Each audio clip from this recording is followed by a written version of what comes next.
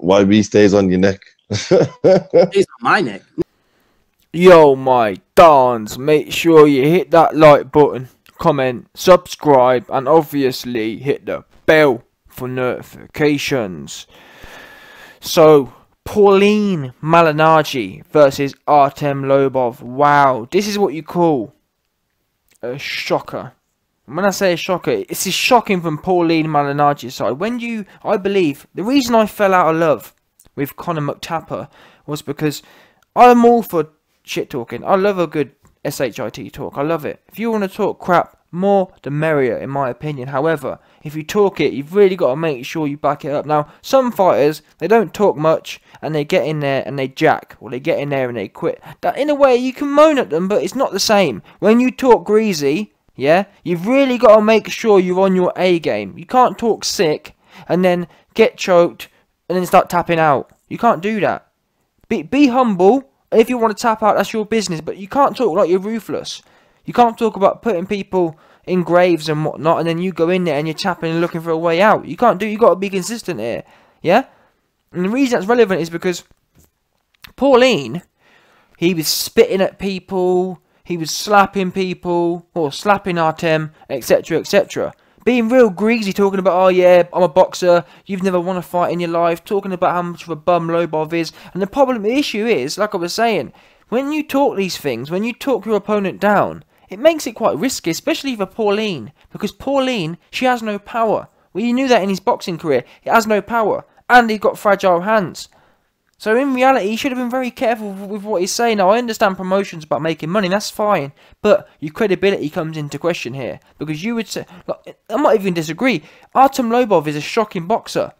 Even in MMA terms, he wasn't a good boxer. He was a heavy bag with eyeballs, absolutely. But yet, you got in there with him and did nothing all the whole night. I broke my hands. My hands broke. You wasn't talking about how your hands was broke before the fight, though, was you? You wasn't saying, oh, Artem Lobov's a bum, but if my hands break, he might beat me. You weren't saying that. You was talking about how he was no good, and how, I'm pretty sure you said you could beat him with one hand. Well, you did have one hand. He didn't beat him. You was running. And in a way, I was frustrated with Artem Lobov. I think Artem Lobov could have probably stopped Paulie, because I think it was the 4th round. In the 4th round, Artem bum rushed him and whooped him on the inside, completely cut him up. But Artem didn't want to go, didn't do it again. He should have been doing that from the very first round. Well, maybe not the first round. First round, feel Paulie out. Then once Paulie's in the rhythm, bum rush him. Yeah? Minutes are only 2 minutes. They're only 2-minute rounds. There's only 5 of them. There's no reason why, twice a round, once a minute, go out and bum rush him. Get a good inside fight going. So in a way, it's Lobov's fault for making the fight so close. Because Paulie didn't want to fight. He said after the fight, oh man, yeah man, if I hadn't broke my hands, I could have got some flashy combination. Oh yeah, shoulda, woulda, coulda.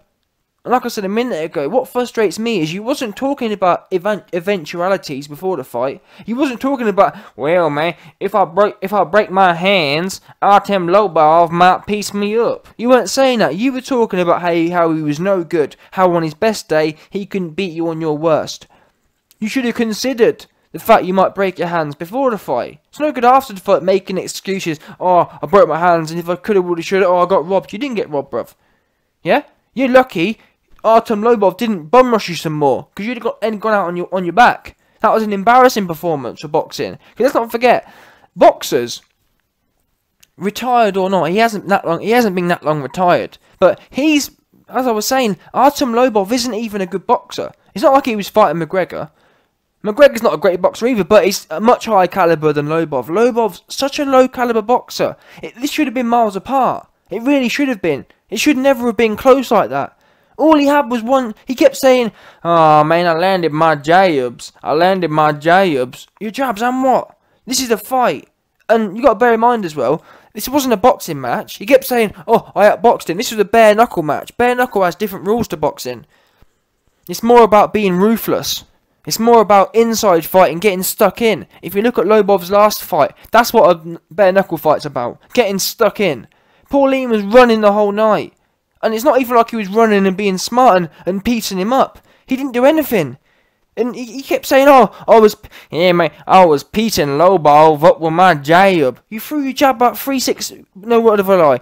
Pauline, she threw her jab probably 12, 13 times around. That's not piecing someone up. Piecing someone up with a jab, in my opinion, is when you're throwing it 50, 60 times around. Bearing in mind that was the only punch he was throwing, by the way. He was throwing it once a blue moon, talking about how he's piecing someone up. How embarrassing for boxing.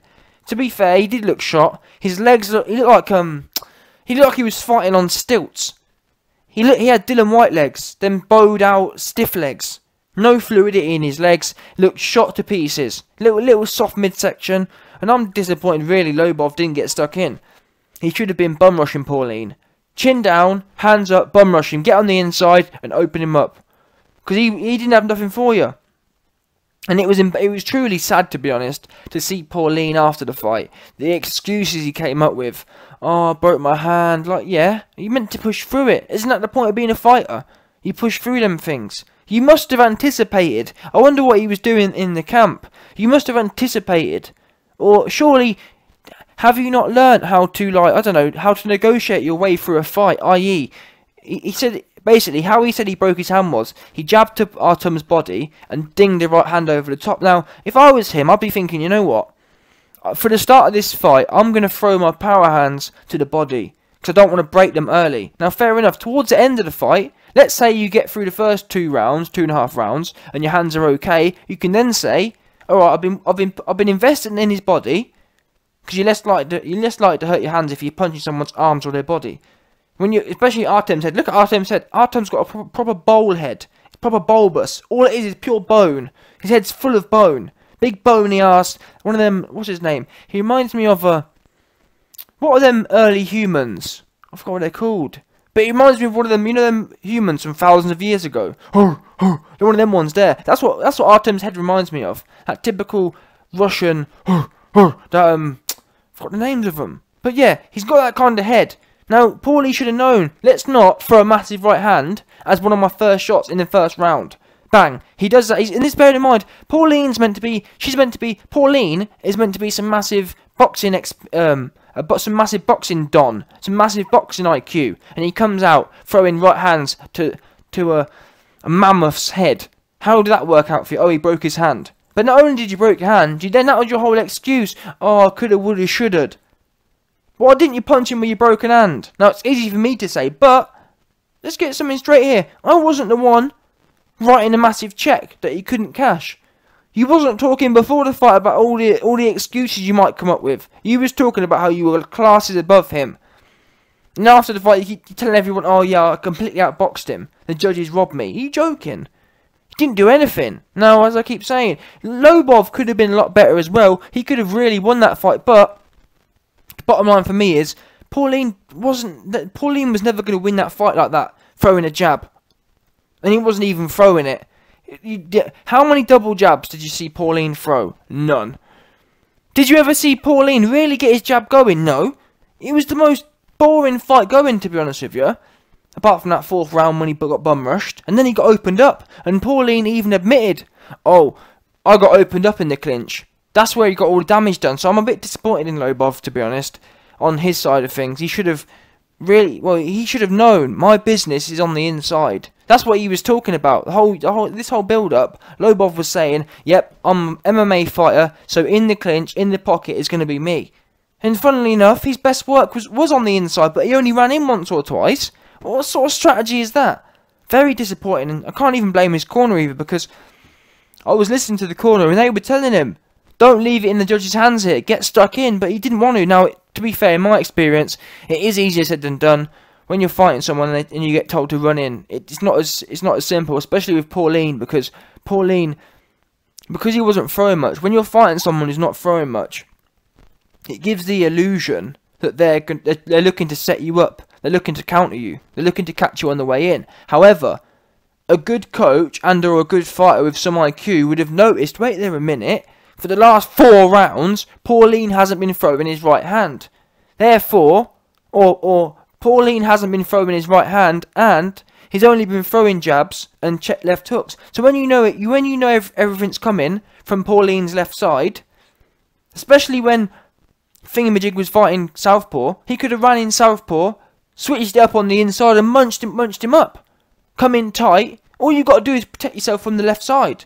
When you know nothing's coming from the right side, it's easy work then. It's it's very easy to get on the inside because you know, keep my left side of my chin down, keep my left hand high, and let's maul this guy. But he didn't do that. He just fannied around on the outside, which is why the fight was closer than it needed to be. But anyway, I've rambled for long enough. The bottom line is, man, Paulie, very disappointing. He needs to retire now. He's no good. Useless.